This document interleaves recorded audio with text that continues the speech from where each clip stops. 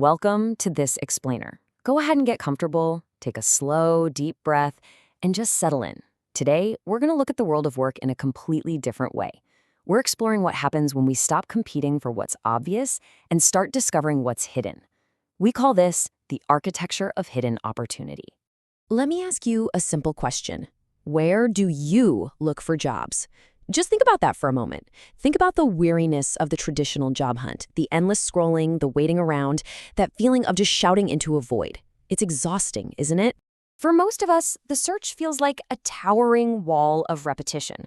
You know the drill. We go to online job boards. We scroll through LinkedIn postings. We scour company career pages. We click that exact same tired apply now button over and over again. It feels so familiar. And yet, it often feels entirely fruitless. But here's the secret. Some of the absolute best opportunities people ever find, well, they never come from these places. Okay, let's dive into this. True opportunities, they don't come from a button click. They stem from conversations, from relationships, from quiet observation and genuine curiosity. See, finding employment isn't just about applying for existing jobs that everyone else can already see. It's about actively discovering opportunities that nobody else has even recognized yet. And when you realize that, well, it literally changes everything. Section 1. The Dream Job Trap. Focusing too narrowly. We're always told to pursue our dreams, right? But sometimes fixating on one very specific title can actually blind us to deeply meaningful work. Let me tell you a story. There was a young man who loved Corvettes, absolutely loved them. So, naturally, everyone around him assumed his dream job was to work in a Corvette factory. But there was a problem. The plant was in an entirely different state. It just wasn't realistic. And the more they focused on that one specific dream, the more impossible employment actually felt.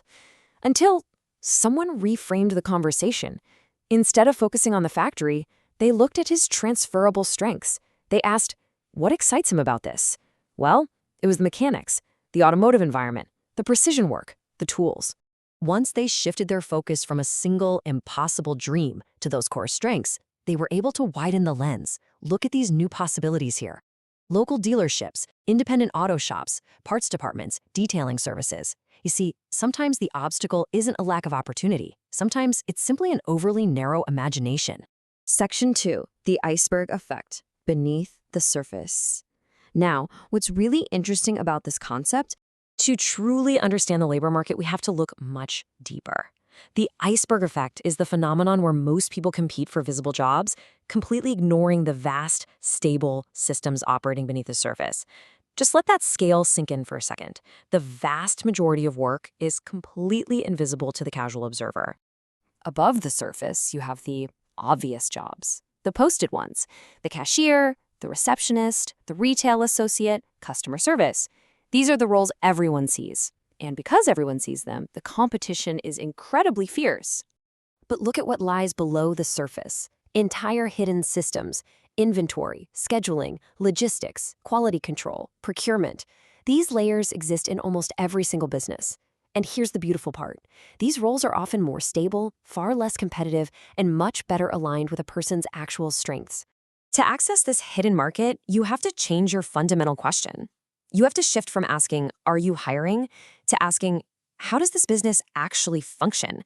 This simple shift turns an anxious job seeker into a calm, active investigator, an observer. Section 3. The Power of Relationships. Mapping your network.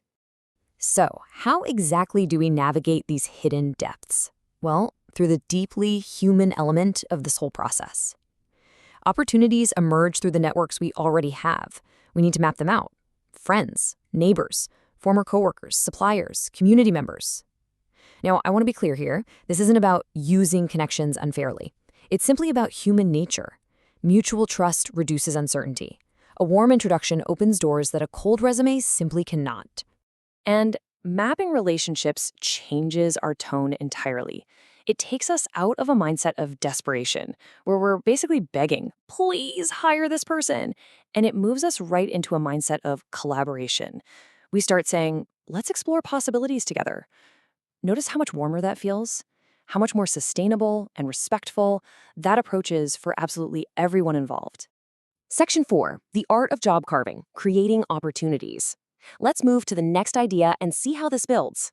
And to the most creative strategy of all, the point where we stop looking for jobs and start creating them. Job carving involves 3 deliberate steps. First, you observe workflows. You watch how work moves and you listen way more than you talk. Second, you identify bottlenecks. You notice the unmet needs, the repetitive frustrations, those little tasks that constantly distract skilled employees. And third, you create alignment. You group those smaller tasks into a brand new, meaningful role.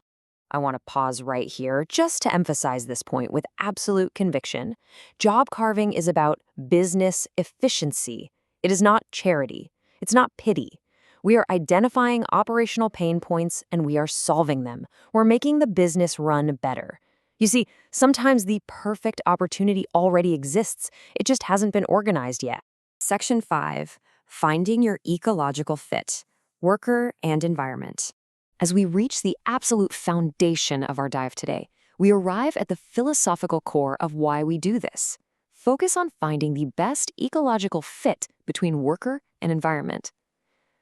Ecological fit. It's a profound phrase, isn't it? Because at the end of the day, employment isn't just about a paycheck. It's about belonging. It's about contribution, identity, and human potential. The best approach to work doesn't just help people apply for jobs. It uncovers possibilities. Sometimes those are hidden beneath the surface of a business, sometimes within our relationships, and sometimes within how we choose to see ourselves. So I'll leave you with this final thought to ponder. What hidden possibilities are waiting beneath the surface of your own potential? Thank you for taking this slow, deep dive with me today. Take care.